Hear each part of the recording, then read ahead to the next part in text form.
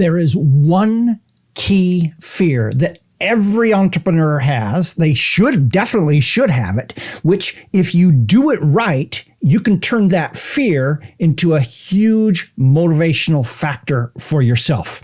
So what I'd like to do here is show you that fear and then show you how to shift it from something that paralyzes you into something that actually motivates you and run it throughout your business.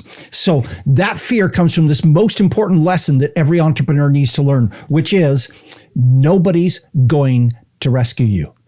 So unlike having a job, there's nobody that's going to send you off to talk to a counselor when you have an issue, that's going to call you into their office and say, hey, you're not performing well, that's going to give you a warning and 90 days to fix a problem. When you're an entrepreneur, you're it. No one's coming to rescue you. Nobody's going to come in and fix your business. That's your responsibility. Nobody's going to come in and give you a raise. That's your responsibility. So some entrepreneurs, and at one point in my career, this was a high fear inducing element in my life where I didn't quite know what to do because I spent 10 years working for other people. And then when I started on my own, didn't go very well right at first because I hadn't figured out what I wanted to really do yet.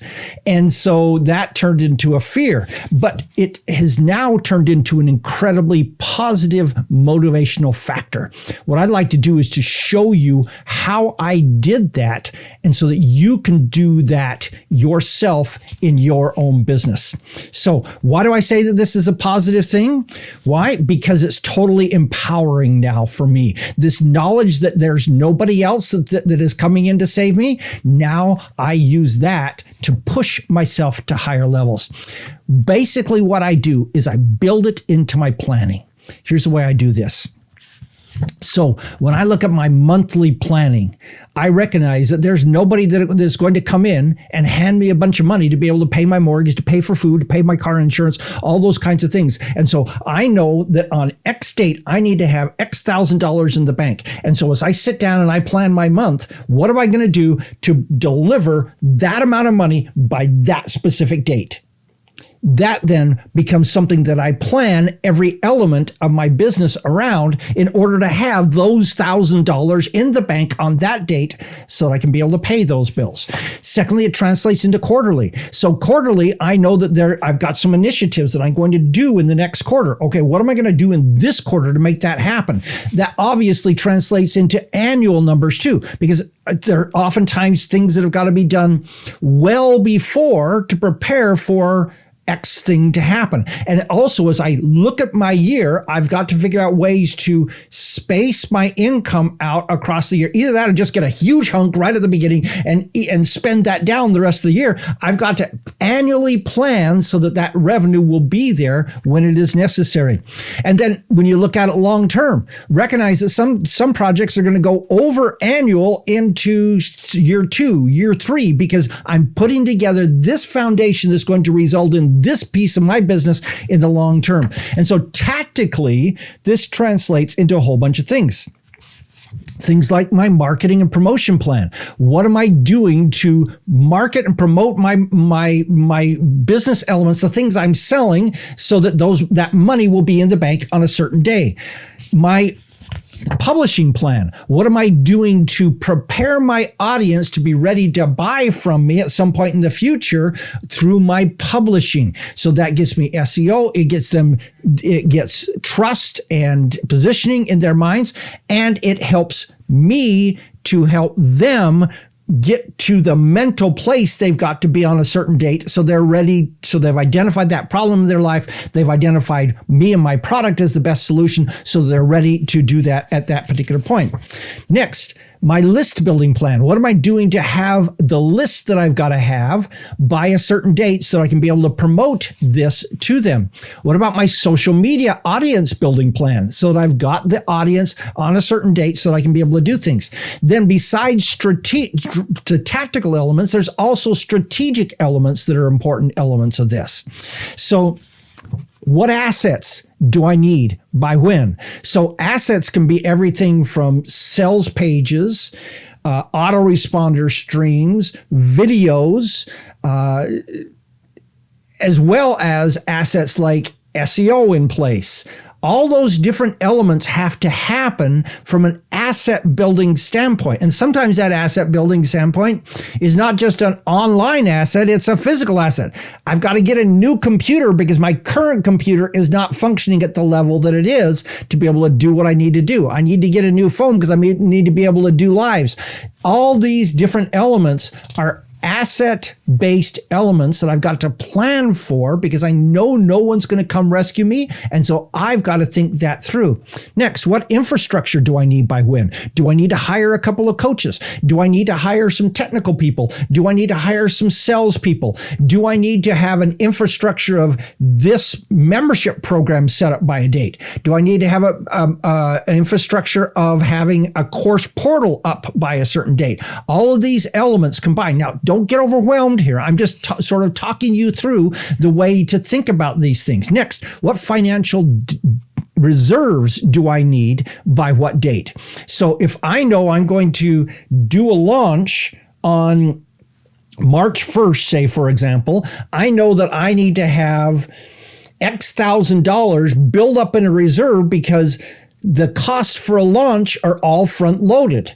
And so I need to have that money in place 2 months in advance in bank accounts so that I can be able to spend that money the way I need to be able to develop that, make that launch happen that I want, way I want to on that date. And so the financial reserves, when do they have to be in there? Next, what training and skills do I and my team need by certain dates? So I may need to build my skills in my area of expertise. I may need to build some technical skills. I may need to understand better advertising. I may need to understand launch structures. I may need to understand quizzes or challenges or all the different areas. So what are the holes and what do I got to do to fill that hole by X date so that I can be able to generate the traffic and then the income that's going to come from that so that it's there to pay the mortgage.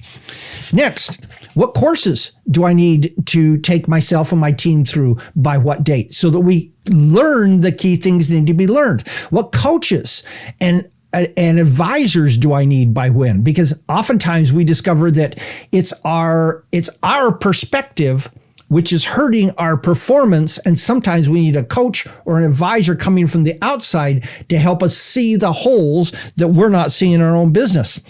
Next, what contacts do I need by what date? So if I'm going to do an affiliate-based launch, I've got to be building contacts 6 months in advance so that they're ready and willing to promote for me on a certain date. In addition to that, if I'm going to bring people on my podcast, if I'm going to bring people into be testimonials, I need to be working on all those relationships well in advance. So all of this translates into a series of goals that go on your goal sheet and on your calendar, because they become not only a goal, they've got to actually become part of a planning process. The problem with most goals is that most people never do anything. They write them down and then they never do anything with them. And so you actually have to turn those goals into actual plans in order to make it work. So when you really look at this thing, what you recognize is this key that where you look at it in the beginning, is this a fear or a motivation? You can turn it into very much a motivational factor as opposed to a freezing from fear factor. And this one thing, this recognition that no one's going to come rescue you, can actually turn into an incredibly powerful tool for you. So let me just give you an example of this. Back when I ran track, by the time I ran the mile, by the time I got to the third lap, no one was in front of me, and no one was going to be in front of me for the rest of the race. And so when I start hearing the clump of big feet coming up after me, I've got a choice. I can shut down from fear and just sort of let them pass me and let them own the race, or I can let that fact that they're coming up behind me push me to a higher level so that I perform better. And that's how you set record times. That's how you set personal bests. And that's how you win the game. Not only a track, but a business and life. Yes, no one's coming to rescue you. Are you going to allow that to shut you down? Or are you going to use that to create the future you really want? Let me know in the comments. This is Don Crowther saying, just go do this stuff.